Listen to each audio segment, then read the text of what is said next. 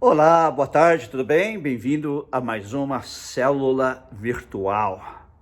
Continuamos estudando o Salmo 23, por isso peço que você pegue sua Bíblia, abra no Salmo 23. Porém, antes, vamos orar. Pai, muito obrigado pela oportunidade que nos dás de agora estudar Tua Palavra, que possamos aprender as verdades preciosas que nela se encerram e que elas sejam aplicadas às nossas vidas pelo Espírito Santo e nós possamos colocá-las em prática, sendo verdadeiras ovelhas do bom pastor. Em nome de Jesus. Amém. Amém. Quero pedir que você compartilhe também esta meditação bíblica com seus amigos, com seus familiares, através das suas mídias sociais e convidá-lo para continuar nos seguindo. Hoje continuamos com o Salmo 23, como diz, no versículo 3, que diz: refrigera a minha alma, guia-me pelas veredas da justiça. Vamos nos ater a esta primeira parte do versículo, refrigera a minha alma.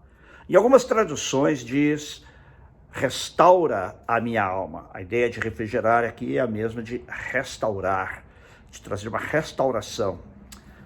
Restauração é uma palavra que se usa para alguma coisa que está quebrada ou que está com algum problema, como, por exemplo, uma obra de arte que se desgastou. Então, se contrata um pintor ou um escultor especializado em restauração e ele restaura aquela obra de arte.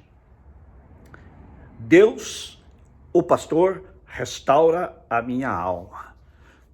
Quando é que restauração é necessária? Quando há uma condição fraca, débil. Às vezes nós nos sentimos fracos espiritualmente, às vezes nós deixamos de orar, deixamos de ler a palavra de Deus e vamos nos enfraquecendo, então necessitamos de uma restauração. Esta é a primeira situação em que se precisa de uma restauração. É como aquele quadro de um pintor famoso que com o tempo se vai desgastando e é preciso então que venha um outro pintor, ou mesmo se ele ainda estiver vivo, e faça uma restauração. Ontem ou anteontem eu assisti um vídeo sobre a manutenção do Cristo Redentor, aquela estátua no Rio de Janeiro, e o processo é semelhante, né? Porque com o tempo, com o vento, chuva, vai se desgastando o material, e então é preciso que alpinistas especializados subam ali no Cristo Redentor e façam a obra de restauração. Restaurar é fazer voltar ao seu estado anterior. Às vezes nós nos sentimos assim espiritualmente, sentimos que precisamos voltar ao primeiro amor, sentimos que precisamos voltar àquela comunhão calorosa com o Senhor. É Deus mesmo quem restaura a nossa alma. Também é necessária uma restauração quando há um estado pecaminoso ou quando alguém se desvia. Quando alguém se desvia. Quais são os sinais do desvio? Quais são os sinais de que alguém se desviou ou está se desviando do propósito original com Deus, de Deus e da comunhão com Deus? O primeiro sinal é seguir de longe, através do medo ou da vergonha. Foi o que aconteceu com Pedro. Quando Jesus disse que Pedro iria negá-lo e que todos os discípulos o abandonariam, ele disse: eu não, Senhor, comigo isso não vai acontecer. E Jesus disse: na verdade, hoje mesmo você me negará 3 vezes. E Jesus foi preso, foi levado para a casa do sumo sacerdote, e a Bíblia diz que Pedro o seguia de longe. Há muitas pessoas que, como Pedro, começaram bem, andando com Jesus, tendo intimidade com Jesus, tendo revelações maravilhosas, como Pedro, quando Jesus perguntou: quem os dizem os homens que eu sou? E os discípulos disseram, uns dizem que tu és Jeremias, que ressuscitou, outros dizem que tu és Elias, outros dizem que tu és um dos profetas. E ele diz, mas e vocês, quem vocês dizem que eu sou? E Pedro respondeu, tu és o Cristo, o Filho do Deus vivo. E Jesus lhe diz, bem-aventurado é você, Simão Barjonas, porque não foi a carne nem sangue quem lhe revelou isso, mas o meu Pai que está nos céus.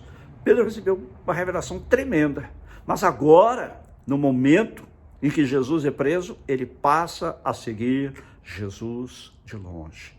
Quantas pessoas há que já tiveram essa comunhão pujante com Deus, andaram de perto com o Senhor, tiveram intimidade com o Senhor, receberam coisas maravilhosas de Deus, mas hoje estão seguindo de longe. Quem sabe você é uma dessas pessoas. Você está seguindo Jesus, mas você está seguindo de longe. Outro sinal de que uma pessoa se desviou, está se desviando, é o descontentamento e inquietude com a direção de Deus. A pessoa não se sente satisfeita com a direção que Deus está dando à sua vida. Ela gostaria que Deus fizesse as coisas do jeito dela, não do jeito de Deus. Ela quer sim a direção de Deus, mas que Deus a dirija para que sejam realizados os desejos do coração dela. A Bíblia diz que Deus, sim, nos concede os desejos do nosso coração, mas se nós nos agradarmos dele. Salmo 34. Agrada-te também do Senhor, ou deleita-te também do Senhor, e ele satisfará os desejos do teu coração. Ele satisfará os desejos do meu coração, mas se eu me agradar dele, se eu me deleitar nele. Ou seja, se eu estiver disposto a fazer a sua vontade. Porque então os meus desejos estarão afinados com a vontade dele. Os meus desejos estarão sintonizados com a vontade de Deus para a minha vida, com o propósito de Deus para a minha vida. Mas há pessoas que querem que Deus faça do jeito que elas querem. Do jeito que elas querem, independente qual seja a vontade e o propósito de Deus. Então há muitas pessoas que estão descontentes, há pessoas que se sentem inquietas, insatisfeitas com a direção de Deus em suas vidas. Outro sinal é uma crescente desconsideração pela comunhão dos santos. Ou seja, um crescente sentimento de que não importa tanto estar com os irmãos.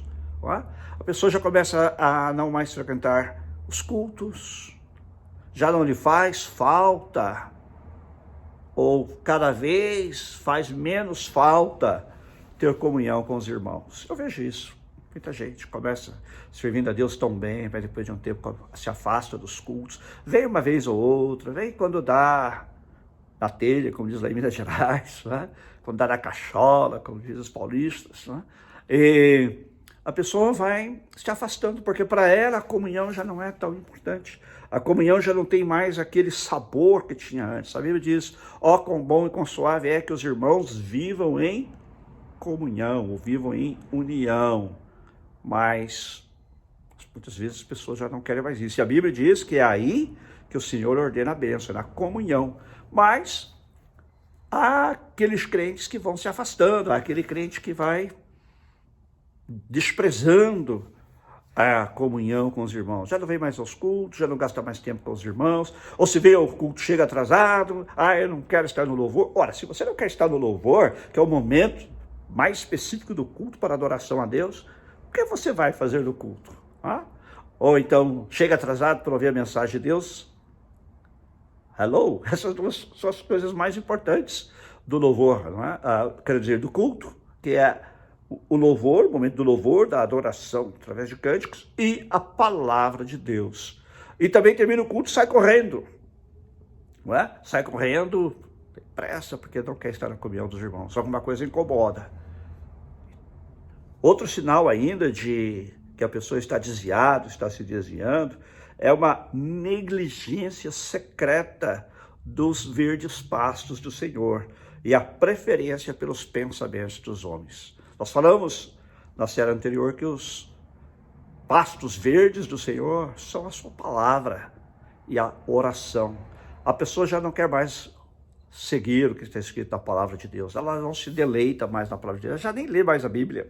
não é? Ela não dá mais importância à palavra de Deus e ela não lê a Bíblia, ela não tem deleite, ela já não gasta tempo de oração com Deus, ela ouve as opiniões dos homens. Hoje em dia existem os chamados influencers, não é? São pessoas formadoras de opinião na internet. Você se deixa levar mais pelos influencers, pelo que diz aquela influencer ou aquele influencer, do que propriamente pela palavra de Deus. Isso é um grave problema. É um sinal, uma mostra de que a pessoa está se desviando, quando as opiniões dos homens se tornam mais importantes do que o que diz a palavra de Deus. Quando estar ouvindo-os é mais importante do que gastar tempo em oração. Então, se você está num destes estágios, ou se você conhece alguém que está num destes estágios, tome nota disso. Preste atenção no que está acontecendo com você. Você está como Pedro, se afastando, seguindo Jesus de longe. Cada dia você vai seguindo mais de longe, até que uma hora você poderá até deixar de seguir de uma vez. Como é que é efetuada a restauração? Eu posso dizer que a restauração ela é efetuada de duas maneiras. Primeiro, pelo olhar do pastor. Você se lembra de Pedro? Pedro estava lá no pátio da casa do sumo sacerdote. E Jesus tinha dito que ele o negaria 3 vezes. E ele disse, não, jamais vou fazer isso. E o que aconteceu? Quando interpelado pelas pessoas que ali estavam, que afirmaram que ele era um seguidor de Jesus, Pedro negou 3 vezes. Não, eu não o conheço. Não, eu não tenho nada a ver com esse homem. Não, eu não sei quem é ele. A Bíblia diz até que ele praguejou. É possível que naquele momento ele tenha soltado até uns palavrões, não é? Mas o fato é que ele negou Jesus. E a Bíblia diz que logo depois que ele negou Jesus, Jesus olhou diretamente para Pedro. Isso está em Lucas 22:61. Aquele olhar penetrou a alma de Pedro, penetrou o coração de Pedro. E a Bíblia diz que naquele momento ele se lembrou do que Jesus lhe havia dito, que ele o trairia 3 vezes, o negaria 3 vezes. E Pedro saiu e chorou amargamente. Aquele choro foi o choro do arrependimento. Foi o choro da consciência de haver negado Jesus. Muitas vezes é o olhar de Jesus que vai penetrar a nossa alma, vai quebrantar o nosso coração. Se você está numa condição dessas que eu mencionei, você precisa de uma restauração, peça a Jesus que olhe para você. Peça a Jesus que olhe para você. O olhar dele é penetrante. O olhar dele abre a nossa alma. O olhar dele traz à superfície pensamentos, sentimentos que estamos tentando esconder e revela a nossa necessidade dele. Mas também não apenas aponta o pecado em nós, a frieza ou o desvio, mas também traz restauração. Foi o que aconteceu com Pedro. Quando Jesus olhou para ele e ele saiu e chorou, aquele foi o choro da restauração. Ali ele se arrependeu, ali ele foi perdoado, ali ele foi restaurado. O olhar de Jesus é o que você precisa, talvez, para que você seja restaurado, para que você seja colocado de novo nos verdes pastos, para que você possa de novo dizer com toda convicção, o Senhor é o meu pastor. Deitar-me faz em verdes pastos, guia-me mansamente a águas tranquilas. Refrigera a minha alma, restaura a minha alma. Peço ao Senhor nesta noite que restaure a sua alma. E a segunda maneira como a restauração é efetuada é através do cajado do pastor. Salmo 119, 67, o salmista diz: antes de ser afligido, eu andava desviado. Antes de ser afligido, eu andava desviado. Às vezes Deus precisa dar um tratamento de choque nas nossas vidas para que a gente não se desvie. E como é que o pastor dá esse tratamento de choque em nós? Como é que ele nos aflige para que nós possamos ser restaurados? É usando o seu cajado. É assim que faziam os pastores no Oriente Médio. Às vezes a ovelha ia se desviando, ia se desgarrando do rebanho. O que ele fazia? Geralmente o cajado, né, era em forma de um U aqui na parte de cima, e ele pegava então o cajado como se fosse um gancho, né? E pegava a ovelha pelo pescoço ou pela perna e a puxava de volta para si. Porque ele sabia que se ela se desviasse, ela estaria em perigo de ser atacada por um lobo. Os lobos parecem ter uma preferência especial por ovelhas, não é? É como se fosse um delicioso churrasco para eles. Também o perigo de cair, quem sabe, no abismo.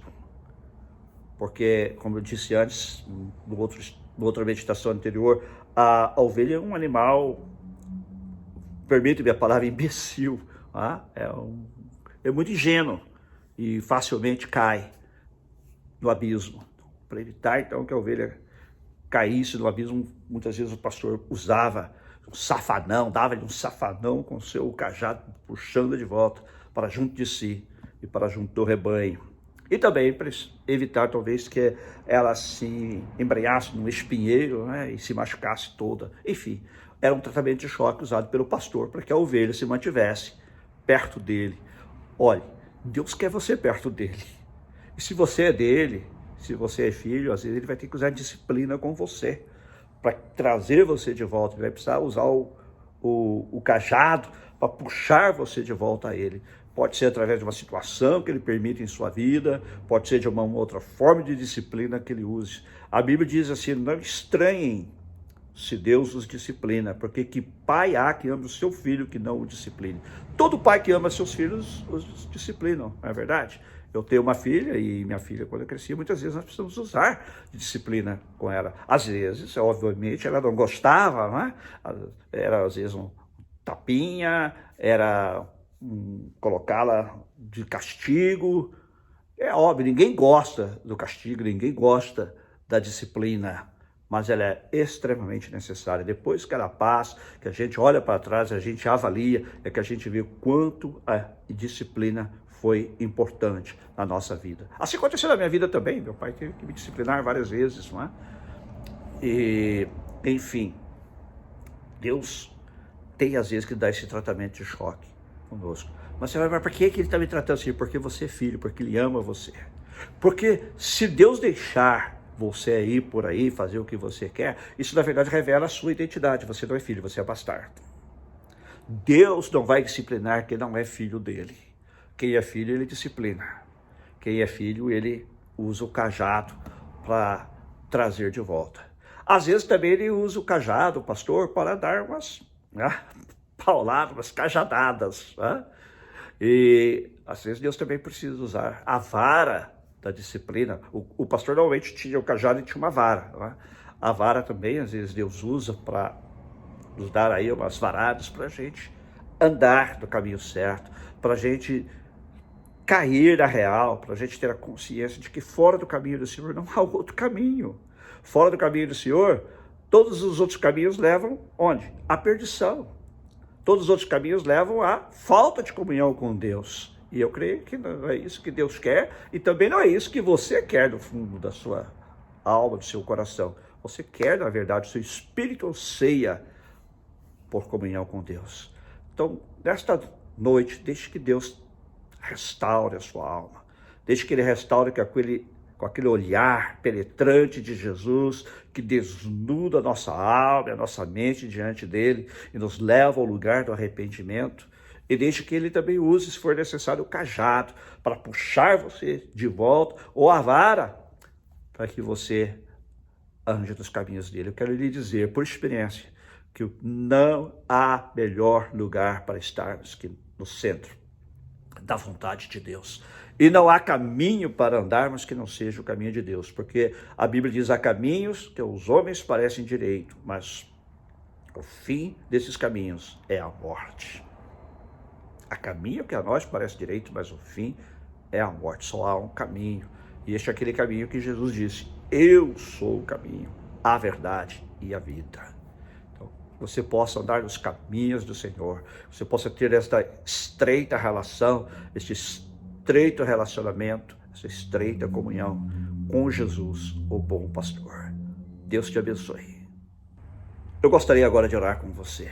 Senhor, muito obrigado pela tua palavra. Ela diz que o Senhor é o nosso pastor, nada nos faltará. O Senhor nos guia a verdes pastos. O Senhor nos guia também a águas tranquilas. Mas o Senhor também restaura a nossa alma. Eu oro agora por todos aqueles que precisam de uma restauração, de um refrigério, de uma visitação nova do Senhor nas suas vidas. Visite estas pessoas agora, Pai. E é aqueles, Senhor, que estão se afastando de Ti, que estão seguindo Jesus de longe. E olha para eles agora, Senhor, com o Teu olhar penetrante, que provoca, que leva ao arrependimento, que cada uma dessas pessoas seja constrangida pelo Espírito Santo ao arrependimento, ao buscar o Teu perdão e a restauração da comunhão contigo. Senhor, também toma aqueles que estão como ovelhas, que vão se afastando do pastor e do rebanho, e puxa-os com o Teu cajado, puxa-os, Senhor, com o Teu cajado, nem que seja preciso um safanão, traz-os de volta a Ti e a comunhão contigo, e também de volta ao Teu rebanho. Aquelas pessoas, Senhor, que já não prezam a comunhão com os irmãos, aquelas pessoas que já não prezam a comunhão com as outras ovelhas. Ó Senhor, for preciso, Senhor, dá-lhes agora um puxão e traz-os de volta ao Senhor e ao Teu rebanho, que é a Tua igreja, Senhor, ao Teu povo, Senhor. E também aqueles que precisam, Senhor, da disciplina, da vara. Usa agora a Tua vara, Senhor, para também colocá-los no caminho certo. Oh Deus, bendito seja o Teu nome. O Senhor nos ama ao ponto de querer o nosso bem, de usar até de coisas que às vezes não nos agradam, para nos trazer para perto de Ti. Que aquela pessoa que neste momento está experimentando disciplina possa se conscientizar de que isto é uma manifestação do Teu amor por ela, e que ela possa entender isto e se deixar disciplinar pelo Senhor e voltar a Ti e voltar aos Teus caminhos, Senhor. E aquele que não conhece ainda Jesus, revela-te a ele agora, Senhor. Revela-te a ela agora, Senhor. E também dá-lhe um encontro contigo. Em nome de Jesus. Amém. Se você ainda não confessou Jesus como seu Salvador, como seu Senhor e como seu pastor pessoal, faça isso agora. Entregue sua vida a Ele. Eu gostaria de fazer uma oração com você, específica por isso. E se você também se afastou, se desviou dos caminhos do Senhor, mas quer retornar agora, repita comigo esta oração, diga: Senhor Jesus, eu sou como uma ovelha rebelde, mas eu reconheço que Tu és o bom pastor e que só em Ti eu encontrarei pastos verdejantes. Só em Ti eu beberei das águas tranquilas. Senhor, Tu deste a Tua vida por mim na cruz, pelos meus pecados. Eu creio que Tu morreste pelos meus pecados. Me perdoa, Senhor, todos os meus pecados. E me recebe agora e me coloca no Teu rebanho. Me ajuda a andar contigo do caminho que é Jesus, e a Te conhecer cada dia mais, e que eu possa verdadeiramente dizer: o Senhor é o meu pastor, em nome de Jesus. Amém. Amém. Deus te abençoe. Quinta-feira estaremos de volta com o nosso estudo bíblico virtual, 7h30, horário de Los Angeles, 00:30, horário de Brasília. Fica também gravado no Facebook, no YouTube, você pode assistir no outro horário. E domingo, se Deus permitir, também o nosso culto às 4h da tarde, horário daqui de Los Angeles, 9h da noite, horário de Brasília. E, por favor, mais uma vez, compartilhe a palavra de Deus com outras pessoas para que possam ouvir a verdade que salva. Em nome de Jesus. Deus te abençoe grandemente.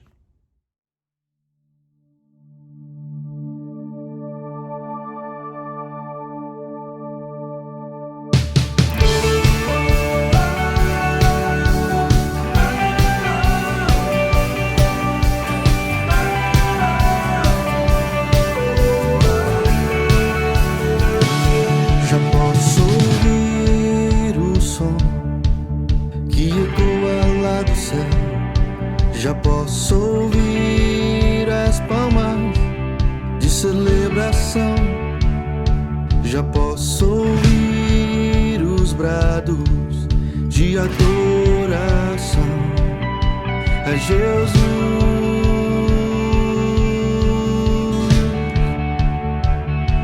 Já posso ouvir o som que ecoa lá do céu, já posso ouvir as palmas de celebração, já posso ouvir os brados de adoração a Jesus.